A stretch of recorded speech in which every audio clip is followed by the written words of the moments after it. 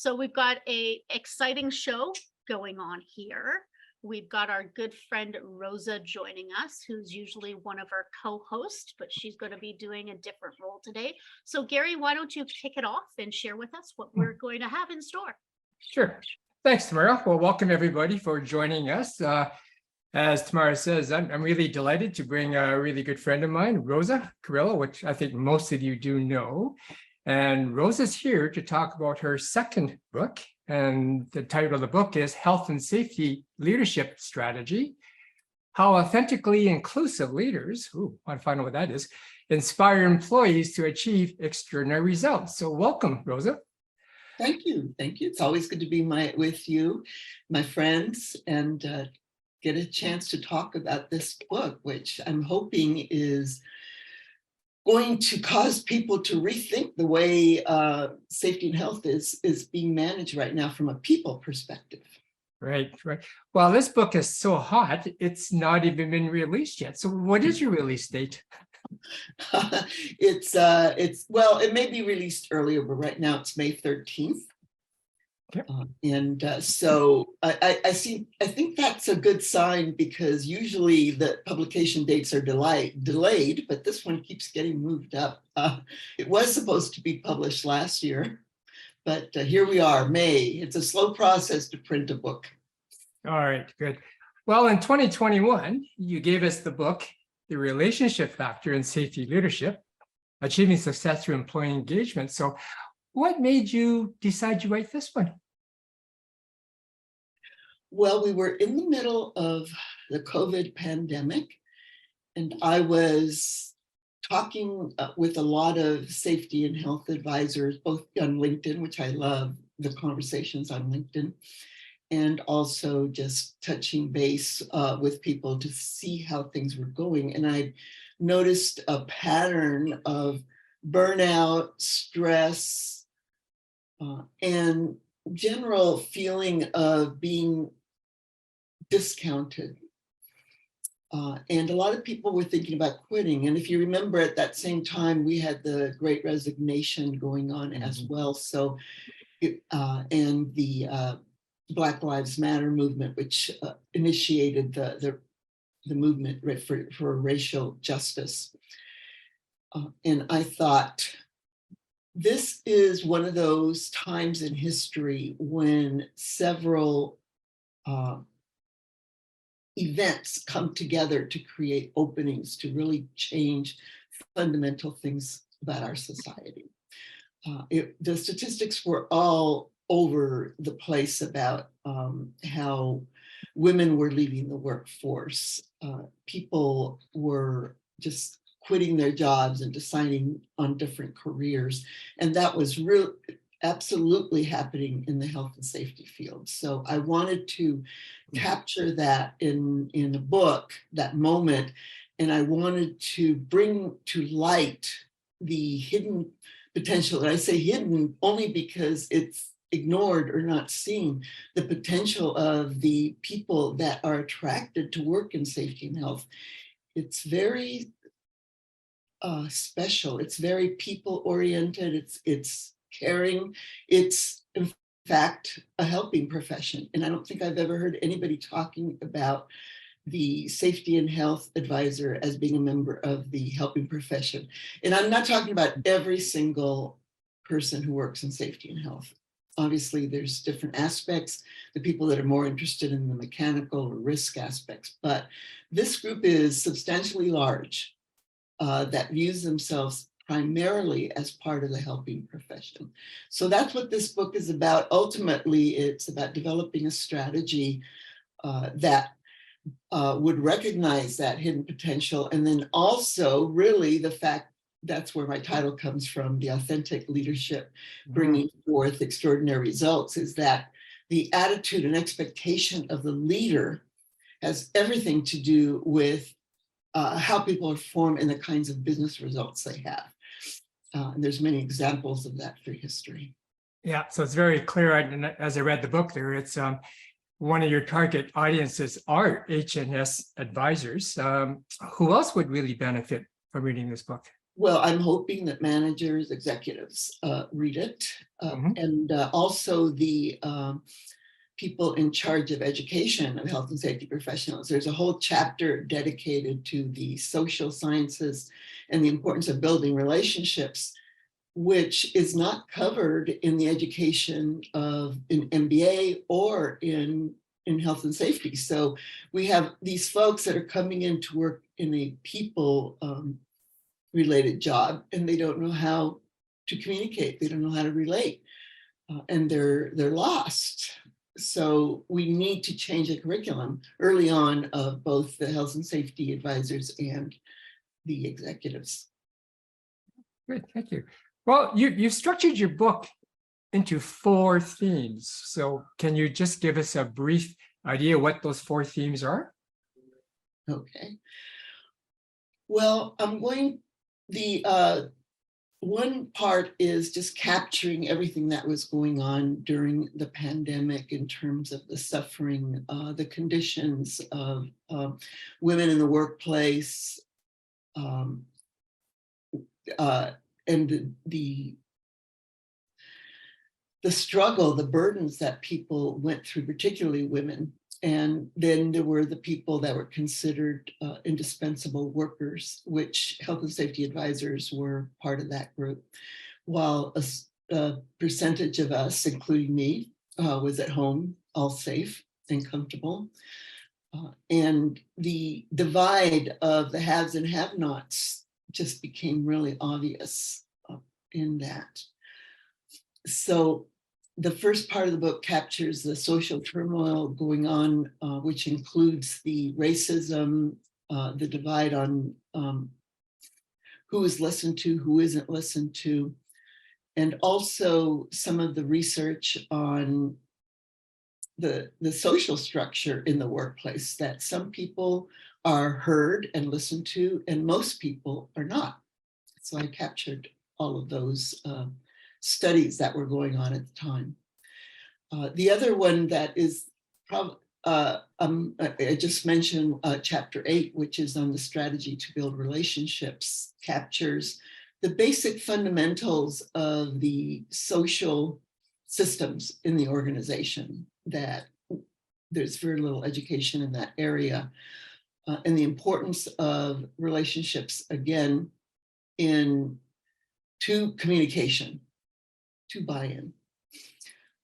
There's also a chapter on the safety and health professionals, specifically the things that they're facing and the things that would have to change in order for safety and health to to be looked at as a core business process, and that not an add-on afterwards.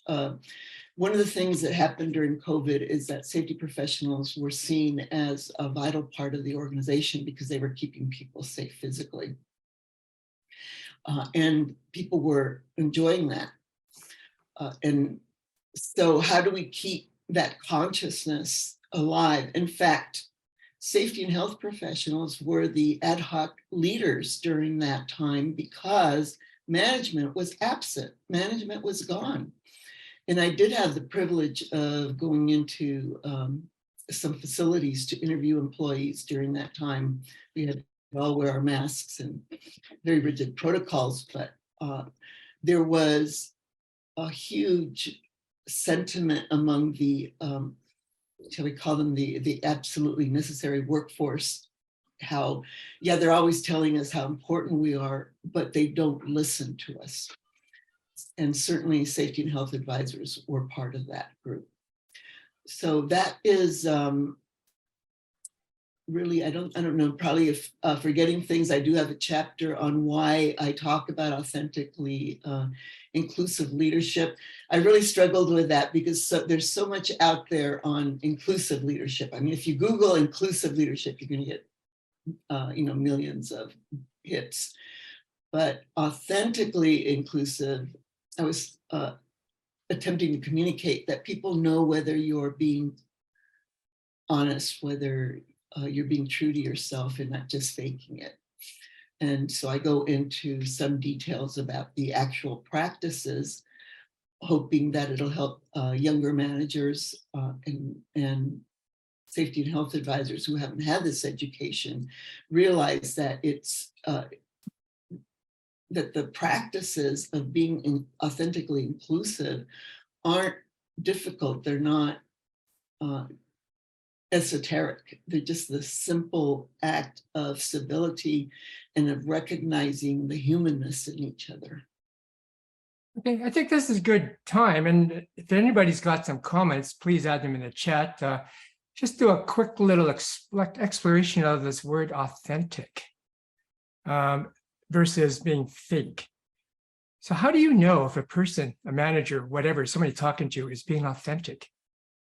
What do you look for? So let's hear from the audience if anybody's. I didn't understand versus being what? Being fake. Oh, fake. Okay. How do you know if you're fake or you're authentic? So what are the signs that you look for when you're talking to somebody? Anybody got some ideas out there? What is it that we look for? Because authentically inclusive leadership really struck me. And I found that to be fascinating. Anybody got some thoughts out there? Yeah, this is Vince. Vince, go ahead. Believability Okay. is critical in Okay. terms of authenticity. But I'd like to make another comment, Rosa, which you said earlier, that the management doesn't listen to me. I'll tell you a brief story that happened to me many years ago. I was working in a manufacturing plant, chemical, and I was going to the top of a rack. A rack would be 7 stories, no walls, just handrail. And I wanted to take a piece of equipment up that was going to pull a vacuum to do some air pollution studies. And I wasn't going to carry this thing up 7 stories. So I asked a gentleman to wrap it, and I would go up to the hoist, which was at the top. I'd pull it in and set it up and do the sampling. And he said to me, I don't work for you. Who are you? Why should I do this for you? Well, eventually I got his supervisor and the manager, and he begrudgingly wrapped it up, took it up. I set the thing up. But when I walked back to the lab where I was working, it really rang a bell. He was absolutely right. What basis does he have to do what I asked? And as a result of that, we ended up creating a policy, an environmental health and safety policy, signed by the president of the company and co-signed by the manager of the plant. That was top-down management. And next time I went down there, if he said, "Why am I here?" I can point out that the president asked me to do this in that policy. Okay. Top-down management is key. And boards of directors need to have a person as a member of their board who's dedicated to environmental health and safety that they can go to and make comments. I see a few things in the chat. It all sounds like you've got to have this kind of thing called trust to become authentic there. Any other thoughts on that? Tina, I think you've got a word on there. Can you open up your mic and explain what you mean by that? I just think you need to be able to relate to what the workers are doing. If you're sitting at a desk and you're not actually familiar with the actual work that is happening, for them to trust you, you need to be seen and they need to be heard.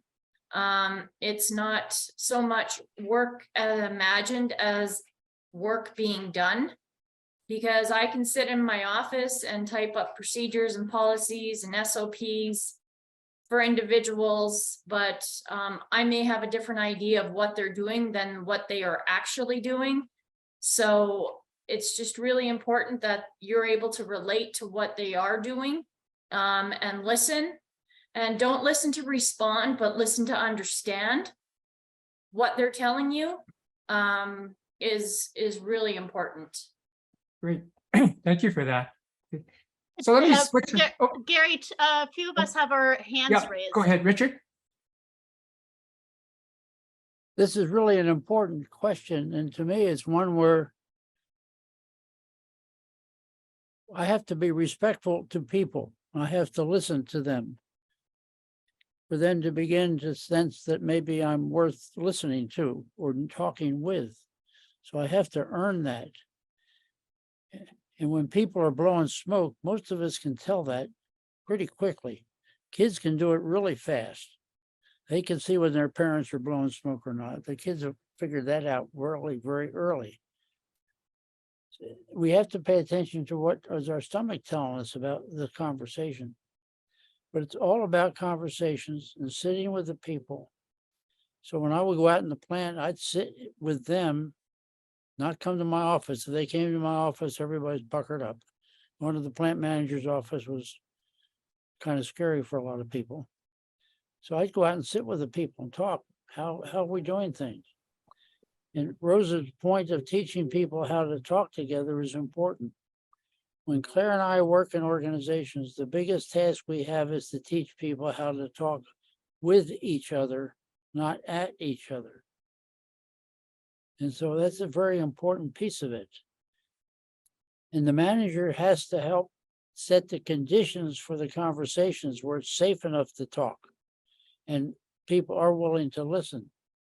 So there's a piece of this thing where the manager, where I was the plant manager, I had to help create the conditions where it was okay to talk. But everybody was involved in that whole process all the time, working together. So it was a matter of opening it up, encouraging people to ask questions, answering the questions, paying attention when they gave me the dickens because I'd done something stupid. And all of us learning and growing together. But it's also, how do we look at people? We can look at the people in the organizations as employees. Well, employee is a legal term that defines my relationship with the organization in terms of rates of pay and hours of work and benefits and stuff. I didn't look at them as employees. If they're employees, I'm entitled to tell them what to do and abuse them and do whatever I feel like doing. But I'm not. These are people. They're people just like me. So I talk about people. I don't talk about employees. I don't talk about workers because we're all in this thing together. We have different contributions. We know each other's we have knowledge that's different and we can share that and learn from it together because you can learn a heck of a lot from almost anyone in the organization if they're willing to talk. Thank you, Richard. That's great. I'm just going to hop in here for 30 seconds, Gary, and then hand the mic right back to you. I think it actually even goes a step before listening to identify if somebody is their authentic self. It's observing from what the person says that they value and they believe in. Is that transitioned into their actual actions when they're engaging with people and when they're engaging with you? So Rosa knows I've done a lot of work on this in the last year, trying to identify authenticity. And so that's one of the patterns that we have noticed. Rosa and I have discussed that, about that observation piece and looking for patterns of consistency or in contradiction to people's behavior. Okay, thanks, Tamara. So let me get back to the book, Rosa, and maybe I can also take a piece off what Richard just shared about people. You introduced an acronym, DEIB. What does it stand for and how would you define it? D is for diversity, E is for equity, I is for inclusion, and B is for belonging. It's an acronym that keeps getting longer and longer the longer the movement for racial justice goes on, because recently I just met a group that added an A at the end of that, which stands for access to resources. So those are the elements identified for people to feel like that they are an integral part of the business or our society, that we accept the fact that there is diversity, that everyone is different, and we accept people the way they are and for who they are. Equity is a difficult one. It's different than it's about fairness, not equality. And then there's inclusion and belonging, which I thought was interesting because inclusion is the act of bringing people into the circle. But if you don't go to the belonging piece, which is once they're in the circle, making them feel that they're heard and important, they don't feel like they belong there. And we see that many of our organizations are stuck there. They hired a lot of diversity, but they weren't able to take it to the next level where people feel that they comfortable there, that they can be themselves. And I think that comes back to authenticity as well, because it takes a lot of courage to be authentic and to be yourself. Brene Brown has really made, I noticed her last video got like 50 million views. So people are really focused in on this topic of how can I be authentic? How can I be myself? And really to be around someone that allows you to be authentic is really following these 4 acronyms. They accept the diversity, and they are fair, they're inclusive, and you belong. Right. Okay. And I have a lot of research in my book about that because there's very little success in this area. Basically because again, it goes back to the authenticity part, because we say that we believe in diversity, DEIB, but then no, we don't behave in those ways. People don't feel like they belong. And I think I've seen, as I was reading your book, a lot of connections with psychological safety. So maybe you can see how, from your point of view, how does DEIB connect with psychological safety? Well, in my opinion, they're absolutely connected, because what happens when people feel included, they belong, they feel accepted, those are some of the fundamental aspects of psychological safety. So you can't have people can't feel psychologically safe if they're not being included and they don't belong. And by the way, it's also very related to safety performance, which is another point in my book, because organizations, these are qualitative studies by the Gallup organization that link this sense of belonging and inclusion to organizational performance, but they also have a lot of specific statistics on safety as well.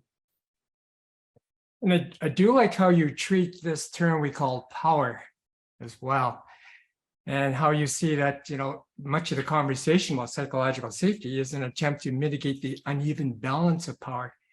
And of course, that allows people to speak up with their concerns or disagreements. So, but can you tell me more about how power and status connect with belonging and inclusion? Can you clarify that? Well, it's part of the culture. Power, the hierarchy of power is an aspect of culture that really runs everything, because in every human group, there's people with higher status, and then on down the line. And there's a very good reason for that. It developed as a survival tactic way back when, because there has to be a certain sense of order about things to prevent people from getting killed in the hunt, or to keep your group together, to control conflict, to resolve arguments. And so power is absolutely a part of culture. The thing that I went into in my book is that there's a lot of things organizations do where they claim to share power. For example, the word empowerment. Let's empower our employees. And then employees go out and they do things, and then before they know it, their recommendations are ignored, or there's some kind of blowback because, well, I know I asked you to go, I only thought you were going to go this far, but you went that far, and that wasn't sanctioned. So I'm sure, I mean, everybody here on this call has experienced that, because everybody here would naturally take an idea to the next level of development. In an organization, we talk a lot about empowerment, but we don't do it, because the primary mark of a good manager is keeping control of their organization. And that's another aspect of psychological safety that I talk about in my book, because when you say you want to create psychological safety in your organization, are you aware that people are going to start to go outside the box because they feel psychologically safe? They're going to start to do unexpected things. Google is a great example. Their psychologically safe workforce was out protesting some of Google's clients. And management is going, wait a minute, we don't want you to feel that psychologically safe. Come back. So I'd love to hear people's opinions on that aspect of psychological safety, because it is a paradox, because psychological safety means that you feel empowered, you feel safe to be yourself and to do what you feel needs to be done, to feel what you feel is right. But that isn't always going to match what the organization is expecting. Yeah. Anybody out there want to share in some of the insights you've got? Marina's is out there. I know you have these experiences with your super intelligent workforce that you've worked with. Richard's got his hand that up really as well. isn't him. Maybe that's just a still photo of you. Yeah, if you put your hand up there, then we can see if you want to share. And Richard, you've got your hand up, so why don't you open up your mic? Open up your mic, Rich. These points Rosa is making are extraordinarily important. And what at a deeper level is happening is that we're building the capacity of the people in the organization to be able to learn and grow and make decisions. When they're self-organizing like that, however, this organization needs to have a container that everybody understands. Where's the edge? And as long as you play inside the edge, you can do all kinds of things. If you want to go outside, let's talk about it and see what's going on, and not just have this thing where the edge is vague, because people won't, as Rosa said, will go and do things and they may not realize, where's the edge? What's the boundary? So part of the conversations we have as leaders with the people in the organization is about the edge and what's going on. And I found that when people understood that, they didn't go outside at all. They did great stuff. And it relates to safety. This is the key that's missing in getting our death rates down from 5,200 people a year down to less than 1,000. And we can do that quickly if we do the kind of things Rosa's talking about. I know it. I've done that kind of stuff and it works. And there are too many people in safety who are ignoring this. They think it's just touchy-feely. Here's a nice lady and she's very kind and gentle. And, I'm a big tough man. I can go out and do whatever the heck I feel like. That's wrong. We've got to listen to Rosa and others who are talking about this, because this is the route to stop killing people at work and to build the capacity for the whole organization to excel. All right. Okay. Well, in your introduction, you did talk about response strategies that address social human systems here, and we've talked about them both. Why is authentically inclusive leadership necessary? And now you suggest that we need to embed DEIB into everyday work in the organization. So this isn't an add-on, but it's got to be deeply embedded in that. So on that theme, how do you embed things? So are there methods and tools you can do that to embed DEIB? And then if you do that, you probably embed psychological safety as well, from my understanding. Certainly, these are all tied together. They're not exclusive, and one cannot exist without the other. Well, in my book, where there's the chapter on how to build relationships, I spend a lot of time talking about why people have to be in relationship in order to listen to each other and to collaborate and do all of the wonderful things that we would like to see people doing in the organization. I want to backtrack one moment because my mind is there and then I can't think forward to answer your question fully, Gary. And that goes back to the authenticity that we can be different in different situations, right? So when you go home, you're authentically a father or a mother, and you're not going to bring that authenticity to the workplace because it doesn't fit. But you are unable to, the way the training is run these days is in terms of emotional intelligence and how to create DEIB, is that we're asking people to almost to change their personality, right?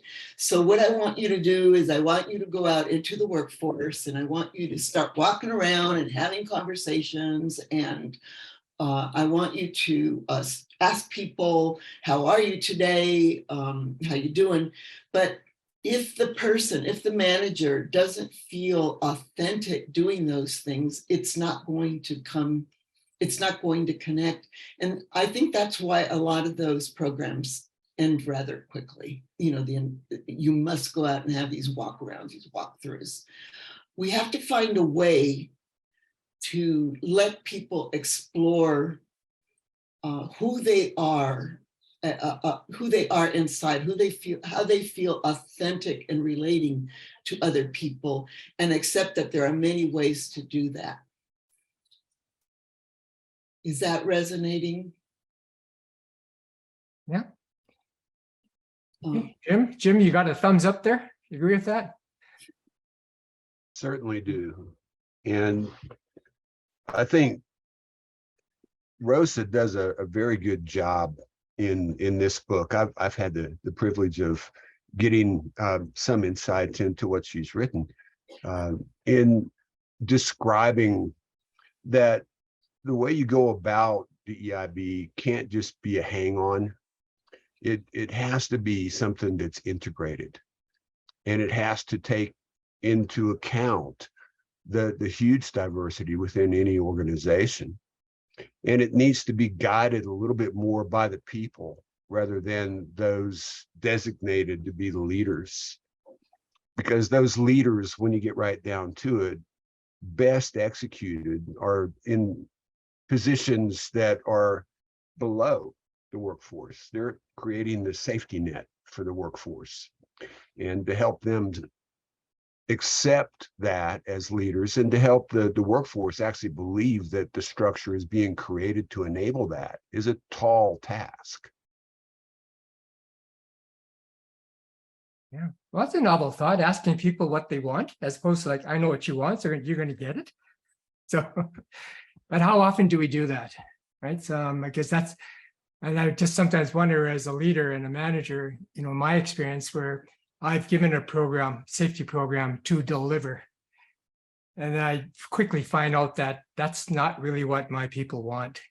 Then quickly can get over that and start delivering what they really want. And you do that by simply asking and listening, and then responding to what they want there.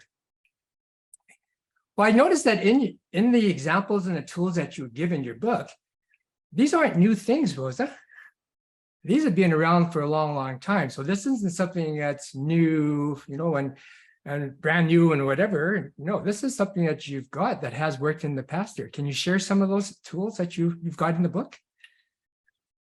Well, shockingly enough, the most common thing middle managers say is lacking in their relationship with their boss is the word thank you.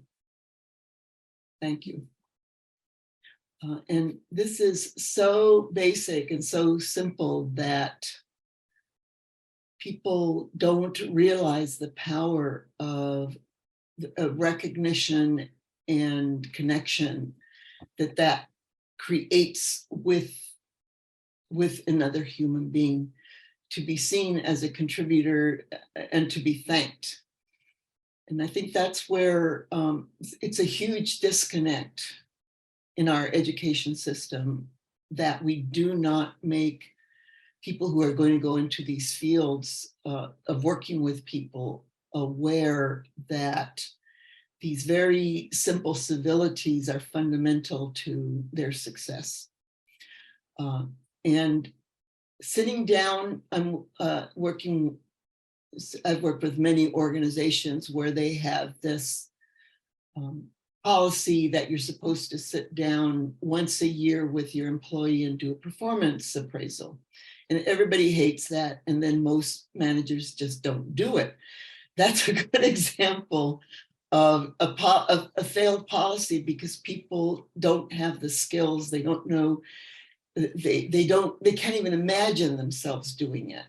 And instead of backtracking and saying, okay, what do we need to have in place? What are the skills? What is it that is struggling with me, within me as an individual, that makes me shudder when I think of having these performance appraisals?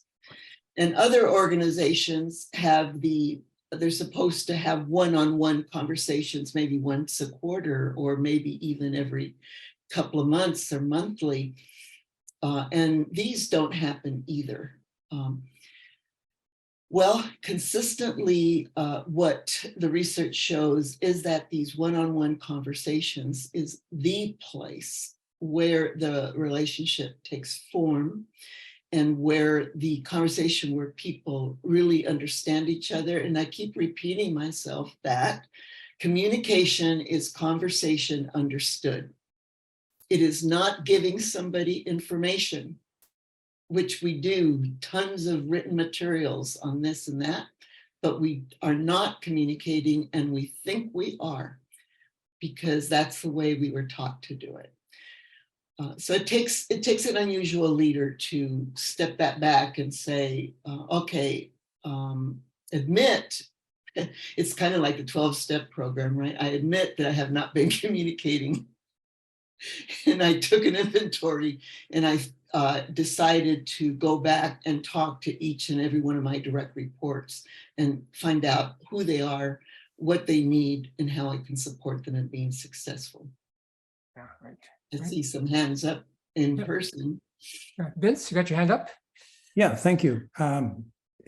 You're causing all kind of bells to go off in my head, and I'll just hit a couple of them that I think may be of some interest.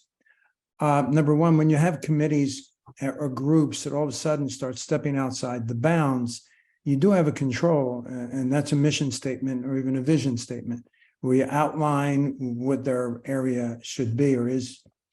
The other thing that I wanted to mention is the annual review. I had people, and invariably they would say to me, oh, I hate this annual review. Why do you hate an annual review? It's never good. And I said, wait, time out. I said, we set up things for you to accomplish at the end of the year, but let's be fair to everybody. Things change. Things change during the year. So maybe you had XYZ to do, but you did ABC. I said, yeah, we're going to review what you were asked to do, but at the same time, please write me how you added value to this company in the last 12 months that's not part of what we agreed to. Mm-hmm. And the guy said, really? I said, really? I said, for the simple reason, I said, you saved the company $20 million, but was not part of your review, so we don't talk about it? I mean, that's crazy. So get credit for what you did. And the third thing, and many people don't do this, there's a vast difference between what you are and who you are. When the plant manager goes out into the plant, he strikes fear, his presence or her presence strikes fear in the fact that He's going to come my direction. He's going to ask me a question about what I'm doing, and I'm going to look like a fool, etc. That's what he or she is.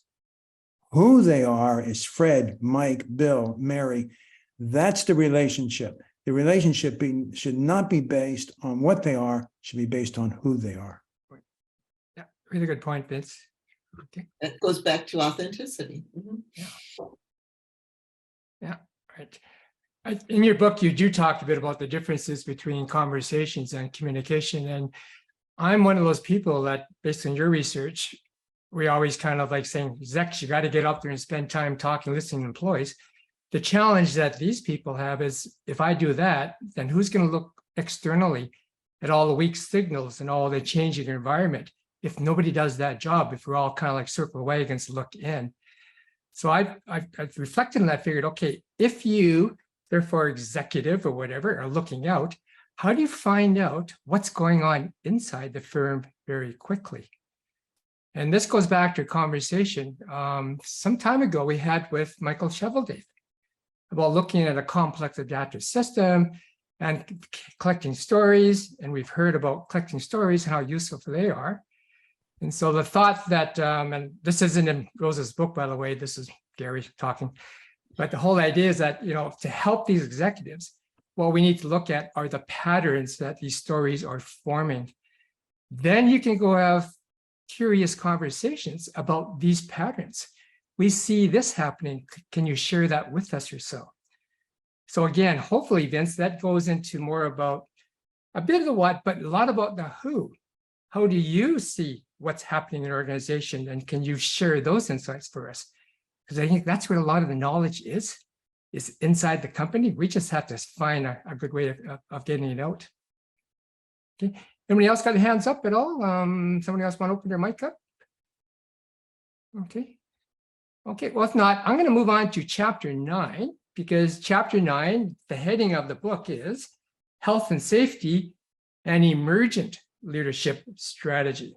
So now we're going to put attention on the EH&S advisor's role in future work. So Rosa, can you share your thoughts when you wrote this chapter?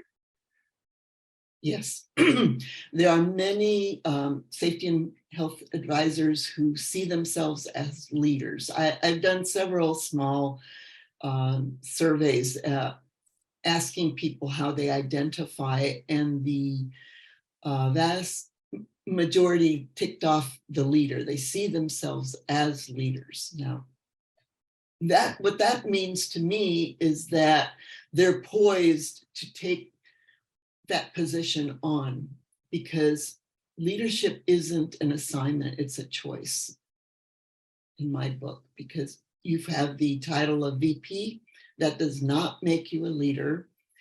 You have to have a following to be a leader, right? Mm-hmm.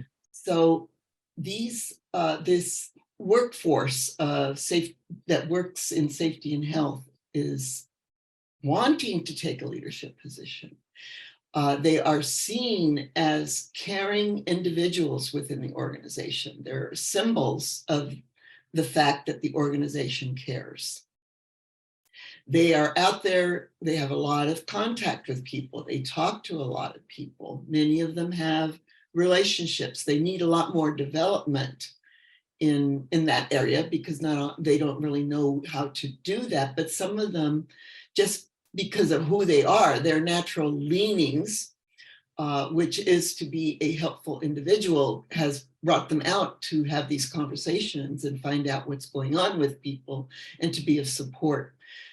That's not enough. They have to learn how to combine that helping instinct with some strategy and some knowledge of the systems, and how to create systems that will support that in the total whole. But they do have that natural inclination that is a foundation for doing some of the things that we would like to see our leaders doing out in the organization. And in the book, I say we should recognize this. And by the way, there is a tremendous amount of unused human potential in general in organizations. I loved all the research on how the teachers' expectations, the the person in power's expectation actually change the level of performance in their group. There's actual research that shows that if you believe, and there's a story in there which I love, which these high school students who had been doing very poorly in school joined a chess club with a teacher named Mr. Hall, and suddenly they started excelling in their schoolwork. When they were interviewed, they were asked, well, what happened? How is it that you suddenly started doing so much better in your schoolwork? And they said, well, it was Mr. Hall. Mr. Hall said we were smart, and then we were. Somebody wrote in the things that it's not rocket science. It's not. We are creatures built to respond to relationship, to respond to the expectations of others, to respond to the emotions of others. And to the extent that we become more self-aware, what are emotions? What are our expectations producing in the people around us? We're too quick to point the finger and blame it on that person's personality or that person's attitude, when it has a lot to do with what we bring into the room, what we're bringing into the relationship. Mhm. So I see this potential in the safety and health, people that are attracted into the safety and health professional. And so I propose some structures that would need to change in order for them to become part of the way the organization thinks. I call it the core business process, that safety and health cannot be part of the business process when we view the people who are working in it or leading it as extra add-ons. Nice resources, nice to have, but not really fundamental to what we're trying to accomplish in the organization. Yeah. I think something that's really resonated with me, which you said in the book, is the growth economy as we know it, it's dying. And the sustainable quality of working life based on an emergent economy is beginning. And I think that goes back to what you said, Vince, about you start off on day one with this plan in place, but 12 months later, things have changed. They have emerged. So it would be crazy not to talk about what has emerged and what did you do about it. So instead of having to wait a full year, maybe we need to have these conversations every week or so, because it changes so darn quickly. Right. So again, it's all about the cadence that you want in your organization and how quickly you have to adapt to all these outside forces that are taking place. Okay. Yeah, Well, I'd love to get, I'm sorry, did you have a? No, go ahead. I don't know where we are on the timeline. How many minutes do we have left? Oh, we got 10 minutes left. So let me, I just okay, would go like ahead. some reaction to the Yeah. thought of this human potential that's left on the table in organizations. What does that sound resonate with you or not? Is it possible to change our perception of the safety and health function and the people that work in there? A lot of you are safety professionals, so how difficult, what sort of stresses and pressures are you under trying to make this change? Would it you doable? even be attracted to make it? Yeah. I mean, some of you are leaders, so it's not like you're not. It's a question of having it recognized by the organization, okay? Yeah, go ahead, Vince. Yeah, I'm thinking back. Typically, for years, safety, health, and environment are used, and most of today as well, as add-on to the organization, a necessary evil that we have to pay. And that there are a couple of occasions that I very definitely remember that a plant was being built, steel was on the ground, And a regulatory person showed up and said, "What's all this?" And they began to proudly say they were going to build a plant, they were getting permits, all this good stuff. And the guy said, "You do have a year's worth of data, don't you, about the air in the area, because it's a non-compliant area. So you have that and you're ready to show it to us." And they said, "What?" They had no idea.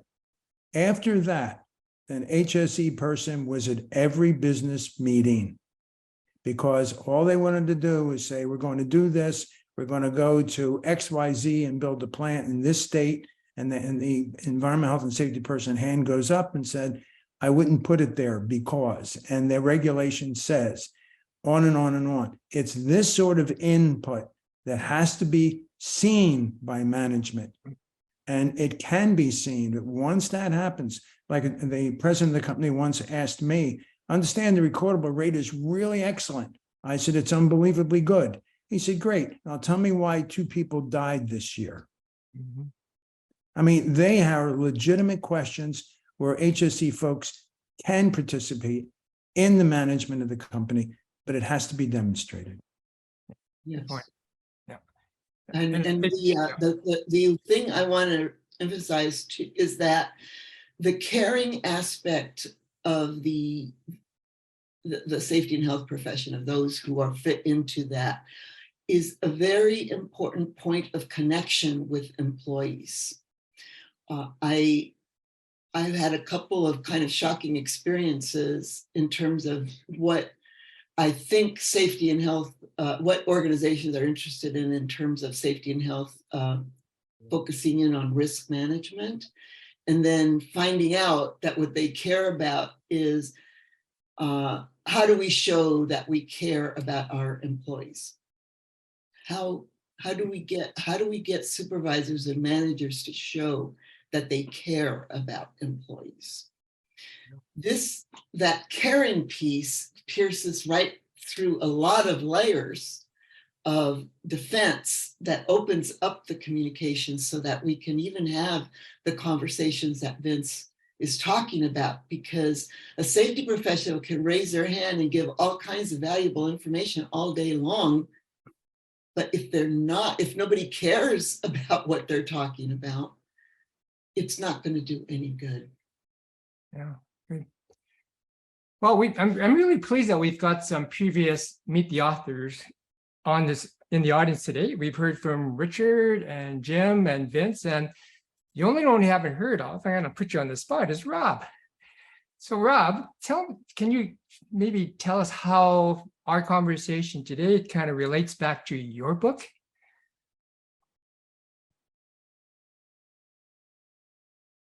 Oh, is your microphone working? Can't hear you.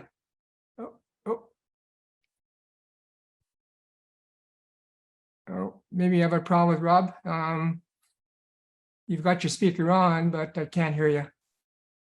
All right. Maybe you can, if I can't hear you, could you put something in the chat? Just a couple of comments on there. Sorry about that. Okay. Okay. Anybody else? Any other authors? Jim, Vince, Richard, any other comments about how it relates to your books? Yes. The things that Rosa talks about are just so crucial, and they're not hard. We don't need to treat this as if this is something difficult and train people, because people already know how to talk with each other. When they go to the bar on Friday night after work, they are talking with each other. Yeah. That's what we're talking about. Go out and sit with the people. You don't need to be afraid if you don't have all the answers. Just say you don't know and come back with the answer. That builds credibility. Right. Good point. And I find it terribly frustrating that the things like Rosa is talking about are proven and they work to cut injury rates by a large amount, yet is being ignored by most of the ASSP organization. And that's a shame. We know how to have fewer people get hurt, yet the work that Rosa and I and others are doing seems to be ignored, and it's a shame. Yeah. Yes. Jim, comment? You know, I want to push back just a little bit, Richard, and I know that your heart is in the right place. But to say this isn't rocket science, to me, says that it's easy. And in fact, it is not. Because you're dealing with personalities. And every day you go to work, those personalities are a little bit different. And so you have to be sensitive. And I know that you are. I'm not suggesting that you're off track. I think that you have a very good approach. But it is not easy. And we should not represent it that way.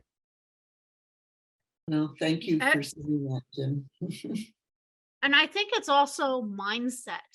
You know, in my experience, when we were talking, I remember back when we were talking about workplace bullying, and when that came in, and I was blown away as a junior how the senior health and safety management team turned around and said, well, that's the fluffy stuff. I don't do fluffy stuff. I don't care what people are feeling or thinking. And that, to me, I was junior, remember, right? And this is leadership saying that. So kind of backing up and kind of checking your own biases too. Like, what are we teaching the next generation of leaders in the comments that we make? You should speak up whenever your microphone is working, Rob. Can you hear me now? Yeah, hey, welcome. Sorry about that. Trying to be not so loud here in the office. No, it's what I already said is the message Rosa is bringing is appeals to me a lot. Also, the first couple of times I spoke to her. What's obviously critical to know is that we recruit people because of their knowledge and because of their skills. And then leaders and health and safety advisors are going to tell them what to do, which is not logic. People bring knowledge, they bring skill. The trick is, and the essence that's up to us as leaders is to make sure that these people are free to talk, and they can tell what's on their mind, what they see, because they have the skill, they have the knowledge. Yeah, but at the end of the day, it's not. It also needs to align in the team what the best approach is to handle the risks, to handle danger, because that's what it's all about. And the biggest trick, and also it's the same message that I'm trying to spread over the last couple of years, is to make sure that these people feel free to talk without any fear of being told off or getting blame or anything in that direction. And that's the biggest challenge as management we have, to make sure that people are free to speak and that they are being heard, that they are respected as knowledgeable, skillful people, because that's why we recruited them. Mm-hmm. Yeah. Right. Okay, we are at the top of the hour. So oh darn. Okay. Well, I'll tell you, hour goes fast. Sorry. So I always, as you know, folks, I always like to end with 3 takeaways that the author would like to leave with us. So Rosa, what are your 3? Oh boy, I can only have 3. It's all we can remember. All right. I think one is that leadership is a choice, not an assignment. And we need to be on the lookout for people who are willing to take that on so that we can mentor them and help them in their development. The other is that there's a huge reservoir of untapped potential in EH&S and the people that work within health and safety. And I would like to solicit your support for changing the way that the curriculum is structured, and then also the support that new EH&S folks get when they come into an organization. And the last one is that to begin to talk about health and safety as a strategy to develop our organizations to be more successful, because it has all of the elements in it. It has all of the organizational systems as part of it, and it has all the social systems that are part of it. So that's the message that I'm going to try and get out into the atmosphere, and I appreciate your support in this. Thank you so much. Good. Well, thanks very much. And Tamara, over to you. Well, thank you very much, everybody, for joining us today, and Rosa, for taking your time out of your busy day and sharing your knowledge and your expertise and the great information that you've shared in your book, so that more people are aware about what the book is about. Thank you to Gary for hosting another show and taking it out your time to do this as well, and meeting with the authors before the show. And thank you to our audience for coming and joining us, because without you, there would be no show. So thank you, everybody. Thank you. So next month. See you all next month. Bye. Bye. Bye. Bye-bye. Thank you, Rosa. Thank you, Richard.